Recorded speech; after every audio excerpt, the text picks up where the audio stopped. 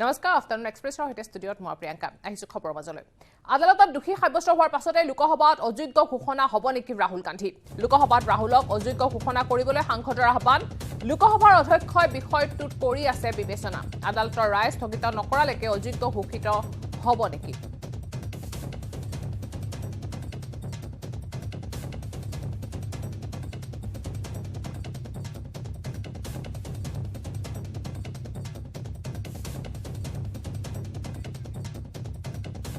মানহানি গোচৰৰ দোষী সাব্যস্ত হ'ল কংগ্ৰেছৰ সাংসদ ৰাহুল গান্ধী 2 বছৰৰ কাৰাদণ্ড ৰাহুল গান্ধীক চুৰা আদালতত দোষী সাব্যস্ত হৈছে ৰাহুল গান্ধী 2019 চনৰ মানহানি গোচৰত দোষী সাব্যস্ত হৈছে ৰাহুল গান্ধী প্ৰধানমন্ত্ৰীৰ বিৰুদ্ধে অপমানজনক মন্তব্য কৰিছিল ৰাহুল গান্ধীয়ে মোদী উপাধিক লৈ কৰিছিল বিতৰ্কিত মন্তব্য কেনেকৈ সকলো চুৰৰ উপাধি মোদী হয় এই মন্তব্য কৰিছিল ৰাহুল গান্ধীয়ে বিজেপি বিধায়ক পূৰ্ণেশ মোদীয়ে তৰিছিল গোচৰ ৰাহুল গান্ধীয়ে সদায় বিতৰ্কিত আৰু অপমানজনক মন্তব্য কৰি আহিছে চুৰাট আদালতত ৰায়ৰ বিৰুদ্ধে গুজৰাট উচ্চ ন্যায়ালয়ৰ দ্বাৰস্থ হ'ব এতিয়া কংগ্ৰেছ দোষী সাব্যস্ত কৰাৰ পিছতে ৰাহুল গান্ধীৰ জামিন আবেদন মঞ্জুৰ কৰে আদালতে 30 দিনৰ ভিতৰত উচ্চ ন্যায়ালয়ত কৰিব পাৰিব আবেদন দেশৰ প্ৰায় 12খন ৰাজ্যত ৰাহুল গান্ধীৰ বিৰুদ্ধে চলি আছে গোচৰ পাটনাটো এই সম্বন্ধীয় এক গোচৰ তৰিছিল বিজেপি নেতা সুশীল মোদীয়ে বিহাৰৰ প্ৰাক্তন উপ মুখ্যমন্ত্ৰী সুশীল মোদী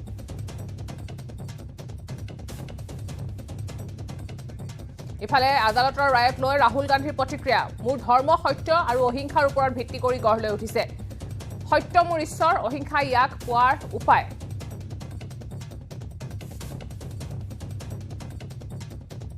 আৰু লগতে প্ৰিয়ংকা গান্ধীও কৰিছে প্ৰতিক্ৰিয়া ভিত্তিগ্ৰস্ত শাসকে ৰাহুল গান্ধীৰ কণ্ঠ ৰোধ কৰিবলৈ চেষ্টা কৰিছে বুলি মন্তব্য কৰিছে প্ৰিয়ংকা গান্ধীয়ে সমগ্ৰ শাসন যন্ত্ৰই কাম দণ্ড ভেদ নীতি প্ৰয়োগ কৰিছে ৰাহুলৰ বিৰুদ্ধে বুলি মন্তব্য কৰিছে মোৰ ভাতৃয়ে কেতিয়াও ভয় কৰা নাই আৰু কোনোদিনে সত্য কথা ক'বলৈ মোৰ ভাতৃয়ে ভয় নকৰে বুলি মন্তব্য কৰিছে প্ৰিয়ংকা গান্ধী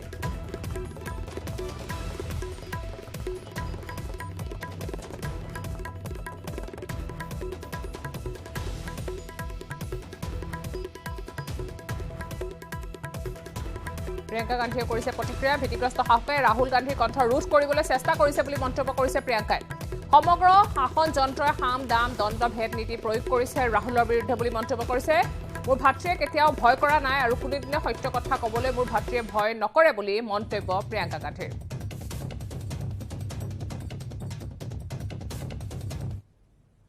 इतना ही कहना चाहूंगा कि राहुल जी को इस सच्चाई को स्वीकार करना चाहिए कि शब्दों की चोट शस्त्रों की चोट से ज्यादा गहरी और पीड़ादायी होती है और शब्द जब अनर्गल और झूठे हों तब तो चोट और गहरी और कष्टदायी हो जाती है इसलिए हमारी कानूनी व्यवस्था में अनर्गल बेतुके आरोप लगाने वालों पर सजा का सीधा प्राविधान है और मुझे विश्वास है इस न्यायिक आदेश से सीख लेते हुए हम सभी को यह सुनिश्चित करना चाहिए कि सार्वजनिक जीवन में शब्दों की मर्यादा किसी भी सूरत में टूटने न पाए 13 अप्रैल 2019 लोकसभा के चुनाव के दरमियान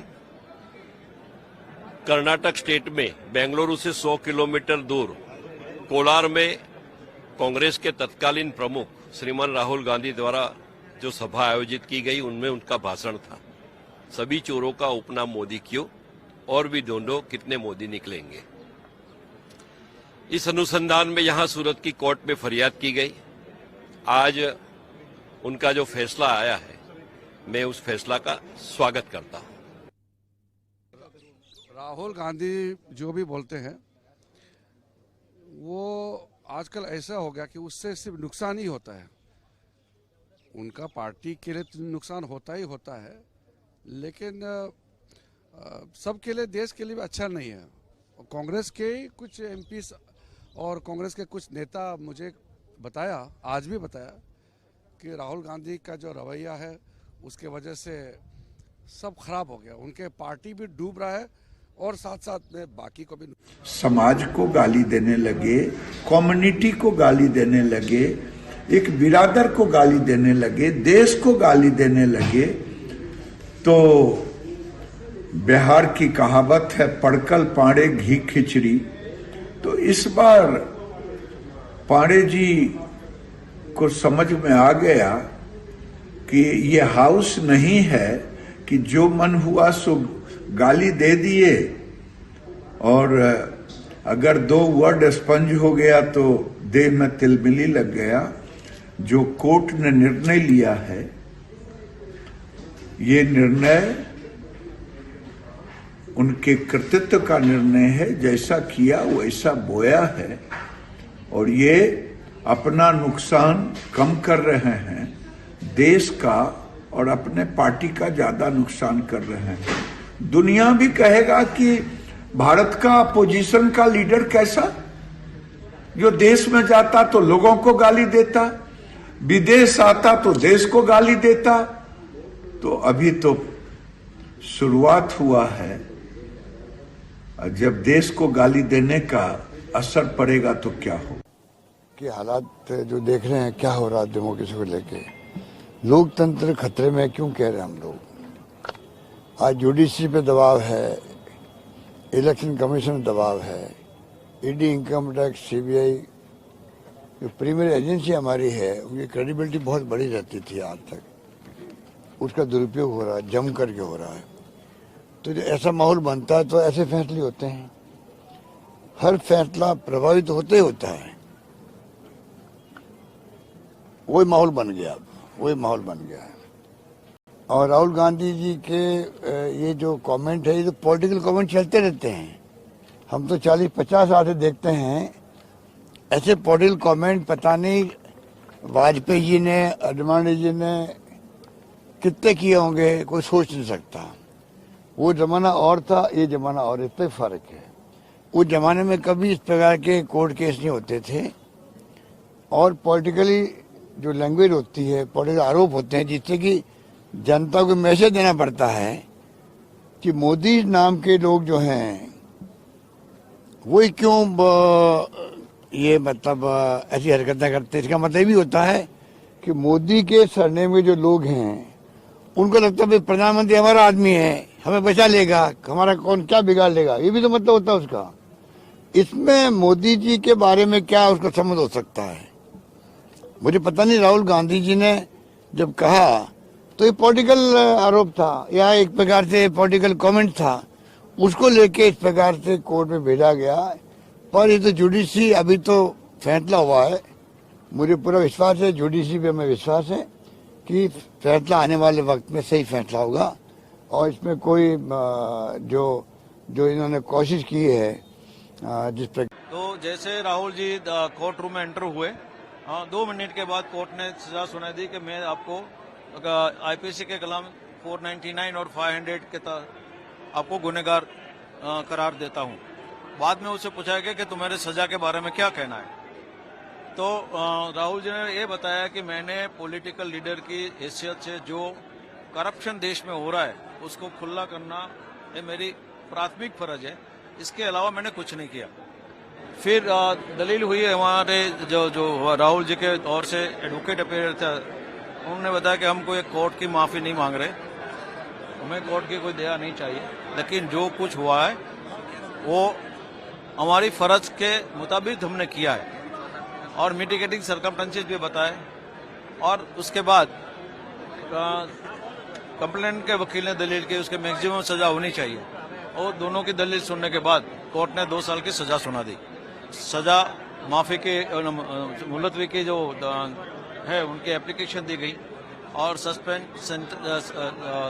सेंटर से सस्पेंड कर दिया गया, और 30 दिन का टाइम दिया गया कि आप अपील कर लो, और जामीन लेके उनको छोड़ दिया गया। आगे की क्या प्रक्रिया की जाए? राहुल गांधी जी को सूरत की एक कोर्ट ने डिफेमेशन के मामले में 2 साल की सजा दी है। कांग्रेस पार्टी, बाकी लोग बहुत कुछ कह रहे हैं, लेकिन ये नहीं कह रहे कि राहुल गांधी ने कहा क्या।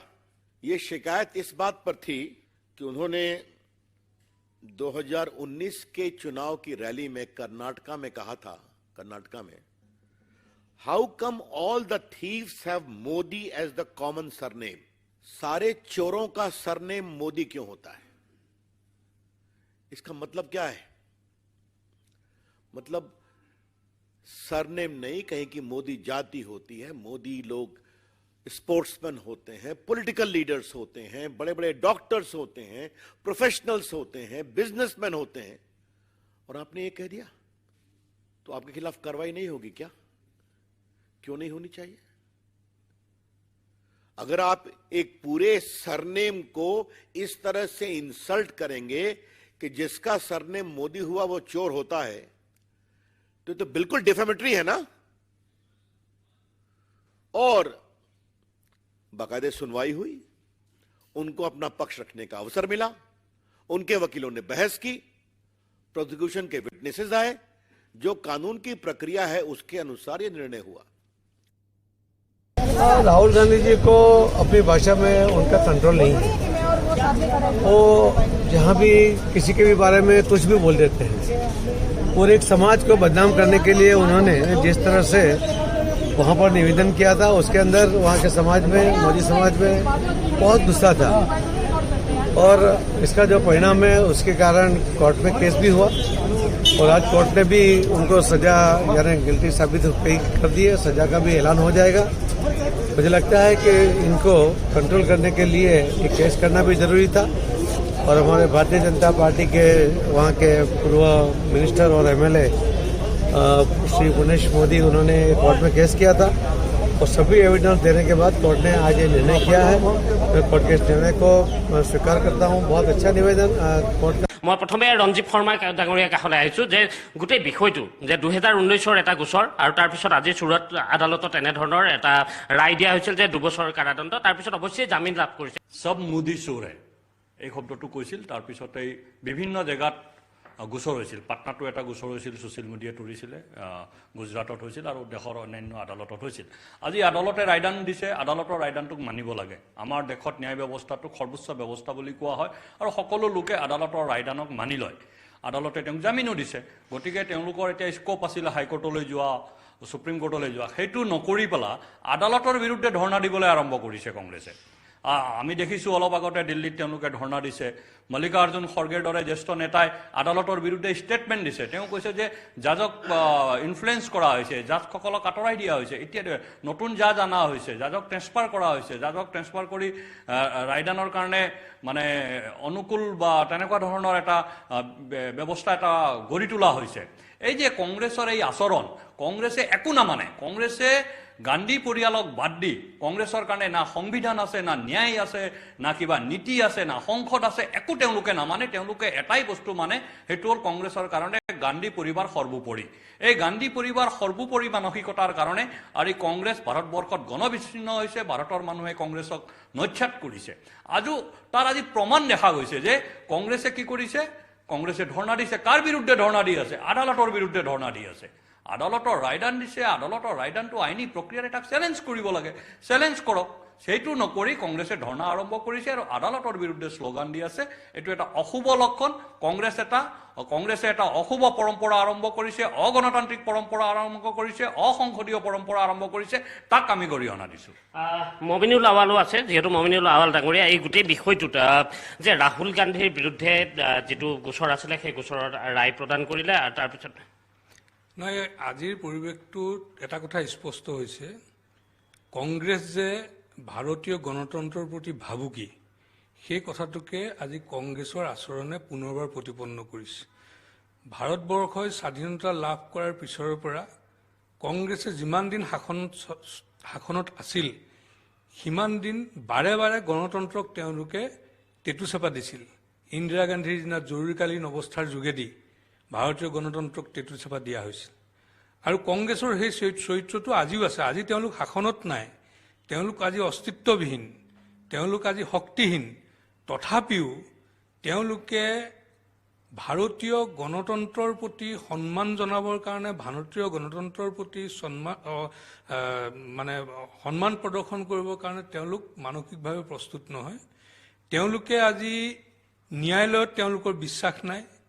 তেওঁলোকে ভাৰতীয় গণতন্ত্ৰৰ প্ৰতি তেওঁলোকৰ বিশ্বাস নাই আৰু তেওঁলোকে ভাৰতীয় গণতন্ত্ৰক যেনেধৰণেৰে উপলুঙা কৰিছে, এই ব্যৱস্থাটোক যেনেধৰণেৰে উপলুঙা কৰিছে, তাৰ পৰা এটা কথাই প্ৰতিপন্ন হৈছে, কংগ্ৰেছ আৰু কংগ্ৰেছ দল ভাৰতীয় গণতন্ত্ৰৰ প্ৰতি এক ভাবুকি স্বৰূপ।